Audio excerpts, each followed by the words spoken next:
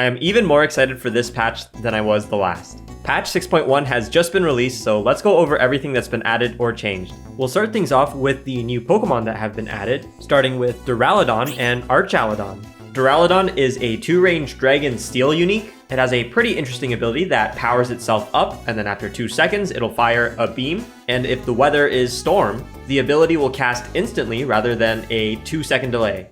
And if Duraludon gains any artificial item, it'll evolve into Archaludon, gaining a small amount of stats, but more importantly, electric synergy. When it uses its ability, that 2-second period of not doing anything is very significant, so you'll definitely want to evolve it and run it in an electric team, but it'll still do fine in Dragon or Steel teams if you don't. Steel doesn't have a lot of backline units, so it's definitely a welcomed addition there, and in Dragon, well, just by being Dragon Steel, it's going to give a lot more opportunity to use Steel as a side synergy. It pairs very nicely with Hisuian Sliggoo and Dialga. I'm excited to see all the Dragon Steel comps people are able to cook up with this guy.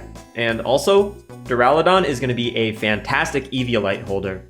Next up, we have a regional common unit in Sprigatito, Floragato, and Meowscarada.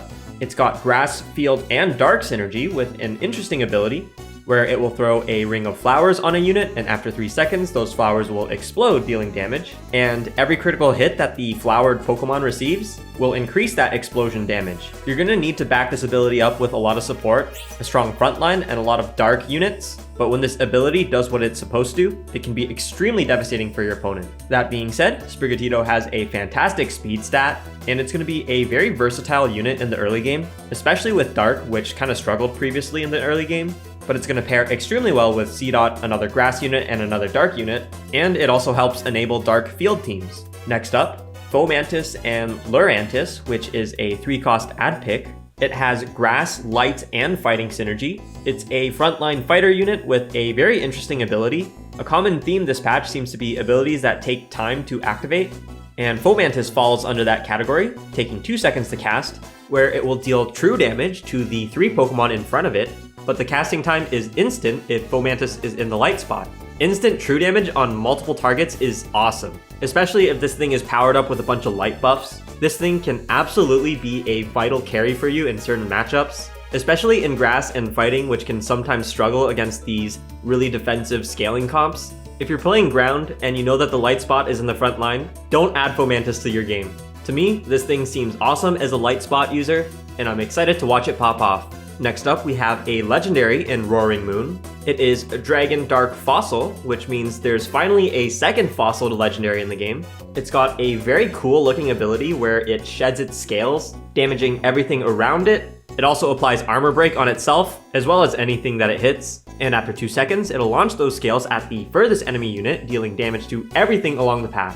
Roaring Moon also has fantastic backline stats, and this ability, in my opinion, is absolutely bonkers. One important thing to note, and I don't know if this is intentional or not, but if your Roaring Moon is against a wall while it casts its ability, the wall will block those scales from being shed, so to maximize its ability's damage, you definitely don't want to put it against the wall. I didn't realize this in one of the games that I played, and I totally could have won if I did. But yeah, Roaring Moon is super scary. I do not ever want to face this Pokemon. I think it is ridiculously strong. I think it would still be ridiculously strong if the scales didn't hit everything along the path that it travels, but it does, so have fun, all you fossil enjoyers. Let's talk about the new Fire Baby unique, Charcadet. Unevolved, it has the same ability as Ponyta, but it's really slow and takes 100 PP to cast, so you definitely want to evolve it, but definitely can utilize it to get some eggs as a baby Pokemon before you evolve it. When you pick Charcadet, it also comes alongside Auspicious Armor and Malicious Armor, which when given to Charcadet will cause it to evolve into Armor Rouge or Cerulege. Let's talk about Armor Rouge, a 2-range fire psychic unit. It has a really cool ability that deals damage to a target and then bounces to other enemies, and then those projectiles will return to the original target, and those projectiles deal damage on every one of those bounces. I think that's super fun, what a cool design. And it can be very powerful, especially when powered up by Psychic Synergy. Cerulege, on the other hand, is a 1-range fire ghost unit, and its ability hits everything around it, and it will heal 10% of its health for every enemy hit. This can be a very potent frontline fighter, especially when it's gotten a lot of speed and ability power, and I think ghost players especially are going to enjoy using Cerulege. However, Charcadet only has baby and fire synergy, so it's not like you can easily influence yourself in obtaining either of these Pokemon if you're running a psychic or ghost team. What we'll see more often is a fire team picking up Charcadet, and they will evolve it based on which side synergies they could better utilize or pivot towards, or alternatively, using a baby team and using Charcadet to obtain some eggs, and then evolving your Charcadet based on which hatch Pokemon you receive. Very cool Pokemon with a lot of great decision making and design behind it. I love it. Even if I do think these Pokemon designs are kind of ridiculous and belong in a Mega Man game instead, I'm definitely excited to try Charcadet out. Next up, we've got Tynamo, Electric, and Electros. It is a 2-cost regional with Electric, Aquatic, and Amorphous synergy, a very interesting combo. It's got some fairly decent early frontline stats, but also a pretty unimpactful ability. It just deals small damage in a 2-tile cone. I'm not sure what a 2-tile cone is. I'm assuming it's just the 2 spaces in front of it. So if anyone can confirm what shape that 2-tile cone is, please do so. Regardless, it also heals for 50% of the damage dealt, so it can definitely have a pretty nice impact in the early game, but overall, I think this guy will just be a synergy filler, but a really cool combination of synergies. Oh, and in the case that the 2-tile cone is actually like the 8 tiles in front of it within 2 range, it would certainly change my opinion on this thing, but overall, still not too impressed. If it does happen to be this giant cone, slap a Pokenomicon and as much ability power as you can on that boy. But I'm pretty confident that's not how it works. Alright, let's move on to the final new Pokemon, Pidove, Tranquil, and Unpheasant. This is a regional 1-cost unit with normal and flying synergy. Its ability causes it to fly away and heal, but it also puts itself to sleep for 2 seconds. It does have a decent speed stat, but overall this unit seems extremely weak to me. Flying units definitely don't want to put themselves to sleep, and giving this thing a fluffy tail just seems like a waste of a fluffy tail. But in my opinion, this is an early game synergy filler, and that's all it is. If anyone can prove me wrong where your Pidove is a significant part of your end game, I will declare you the greatest player that this game has ever seen. Alright, now let's talk about nerfs, buffs, and other changes to units. Let's start with Milcery and Alchemy. It now consumes its flavor when it evolves. Okay, sure. One day I'm going to use this thing and it's going to be cool, but even as an experienced player, I don't think I'm fast enough to be able to process everything that comes with this Pokemon. I talked about it in the last patch rundown, but overall this is going to make Alchemy better because it can now hold 3 items. Starly and Pidgey are now regional common units. They, alongside Pidove, will never appear in the same region. And this overall is just going to give you a little bit more variety in which normal flying Pokemon you can start the game with, kind of like actual Pokemon. It also means that there is 1 less hatch unit to obtain, and it also means you won't see any Pidgeys in the very first shop of the game. But yeah, that's cool, just some more variety in the game. The Turtwig line has now gained Monster Synergy and a new ability, which damages and pushes everything around it, as well as making them lose 10 speed. I think this ability is much better and overall a huge buff to Turtwig. It has much better synergy overlap with both grass and ground teams now. And while it's unlikely to carry you to victory, it's going to be a core unit for its synergies alone in a lot of comps now.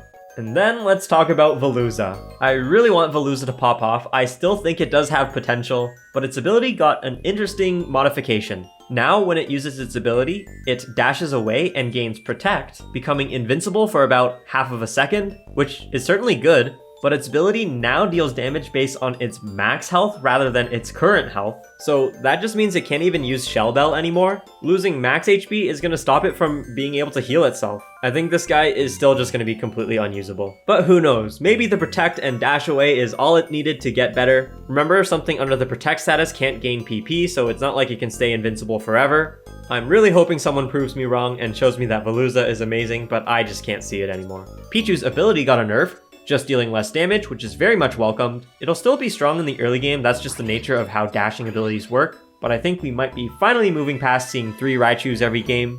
That makes me, and a lot of other players, very happy. Blastoise got an almost insignificant buff. Okay, it's not like this thing was a staple of a late game team anyways. I almost always stop after Wartortle and look for a replacement in Sobble. But if you really like rolling and fishing for early game units in water, congratulations to you, you're now going to have a very slightly better time. Outrage, which is Axew and Druddigon's ability, got a slight damage buff, so that's going to be great for them. Tapu Koko got a range nerf, and also, its ability no longer affects itself. Definitely a pretty big hit, but funnily enough, I think it's still going to be pretty decent, just because of how strong Electric is currently and how good its stats are. Tapu Bulu also no longer affects itself. That's fine. Grass is not very strong right now, but when it was, Tapu Bulu was one of the uniques you were more happy to get. Now it's going to be a little less potent. Tapu Lele, on the other hand, got a small buff in the form of a small PP reduction. I'm laughing to myself in my head about saying PP reduction. and its ability got a slight buff in its ability power given. But overall, I still think this thing is going to be not very good. I think Psychic usually wants immediate impact, but maybe I'm wrong. We shall see what Psychic players are able to do with this change. Drampa got another buff this patch, just a small buff in its passive scaling. I think Drampa was already doing fine, but now it's just going to be even better. I should probably mention that Drampa's tooltip doesn't reflect this change that's mentioned in the patch notes, but I'm certain that's going to be corrected very soon. The ability Stealth Rock and Stone Axe now damage flying Pokemon that move over the rocks scattered across the board. Great, that just makes it more in line with the actual Pokemon games. Heatran's ability now bounces to multiple targets at the same time, and it also now bounces a lot faster. I think this is going to be fantastic for Heatran. It already had insane damage potential, but it was wildly inconsistent. Now it's going to be a lot more consistent and able to rack up damage a lot faster. Zapdos' ability Thunder got a small damage nerf. Okay, it'll still probably be fine. Grubbin also got a bunch of nerfs all around, but I still think it's going to be pretty good. It makes sense for Grubbin to have considerably worse stats than all the other hatch Pokemon. It's just really easy to clone it with the bug synergy. So overall, I think this is just going to make it more in line with the other hatch units. Porygon's ability got a slight adjustment, making its first and second stage a little bit weaker. Porygon Z, however, is going to be stronger, even though we never see that unit. But yeah, overall, I think this is a slight nerf to a very strong unit that's still going to be very good. The ability Bounce has been reworked and now deals a much higher amount of damage, but the number of bounces no longer scales with ability power. I think this is just going to overall make Mantine and Grumpig a lot more consistent. Both Grumpig and Mantine, in my opinion, weren't very good, but they could absolutely pop off with the right items and synergy bumps. Otherwise, they were kind of useless. Now, they will be at least much more consistent. Chingling and Chimecho got a small defense buff. Okay, that's cool. Binacle got a pretty good buff to its very interesting ability, but overall, I still don't really know how effective it's going to be. It's pretty rare to see this Pokemon as anything other than a synergy filler, but who knows, maybe Binacle enjoyers are very happy now.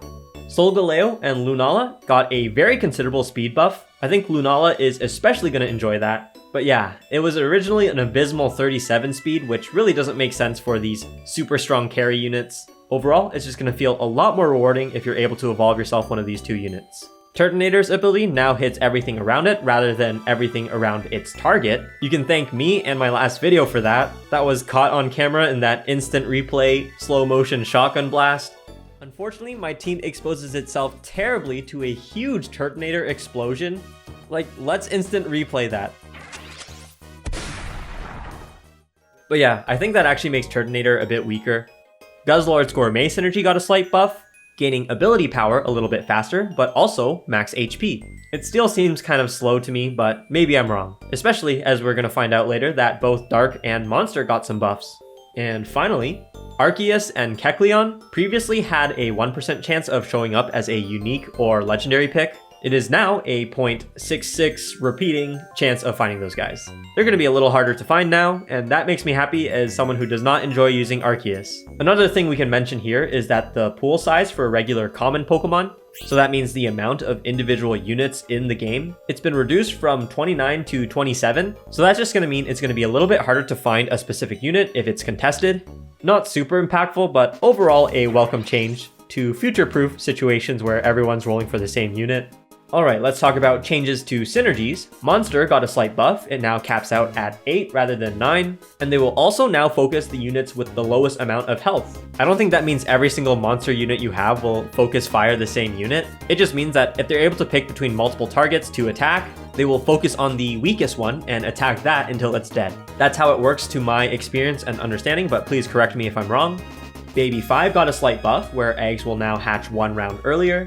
In 6.0, we usually saw people just going for Baby 3, and then stopping as soon as they got an egg or reached the mid-game. But now there is more reason to continue along the Baby synergy, and a late-game egg is not going to be as bad as it was previously. And Dark got some damage buffs, which is very welcome. It just really wasn't that impactful to get to those later stages of Dark previously. But yeah, now Dark is going to be a lot more useful than it was previously, and as a result, I think Fairy and Rock are going to see slightly increased usage as well. I should also mention that damage dealing abilities that also paralyze or lock their targets, the status is now applied before the damage is counted. So overall, that's a small nerf to flying synergy, just making those status effects a little bit more reliable and stopping flying Pokemon from using their synergy ability. And Dragon also got a very small nerf, where any cloned bug Dragon units, the cloned unit stars no longer applies to your total star count for Dragon Synergy.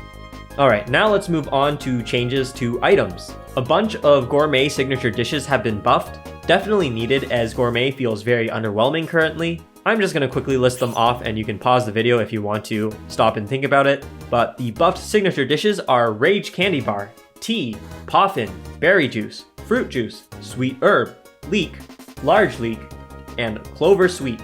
There are 2 new artificial items. The first one is Cooking Pot, which gives gourmet synergy, and also when the Pokemon is burned, gives 10 speed every second. Probably one of the artificial items you're less excited to get, but I'm certain you could pull off some really cool comps with some creativity, and the Cooking Pot is going to pair very nicely with an unprotected Flame Orb. The holder of the Cooking Pot will also gain a signature dish of Hearty Stew, which increases max HP.